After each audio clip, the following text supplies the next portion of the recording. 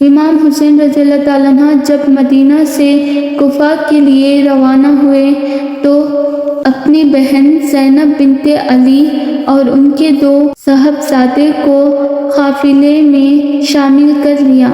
हज़रत ज़ैनब मदीना से करबला के सहरा तक कदम ब कदम अपने भाई हुसैन रज़ियल्लाहु ताला अन्हा के साथ रही। मैदानी करबला में ये के कर बीबी ज़ैनब रज़ियल्लाहु ताला अन्हा के तमाम भाई और भतीजे शहीद हो रहे थे। सैयदा ज़ैनब अपने और अपने भाई के छोटे बच्चे और बच्चियों को हिम्मत दिलाते और उनका ख्याल रखते और अपने भाई और भतीजों के हक में दुआ करते।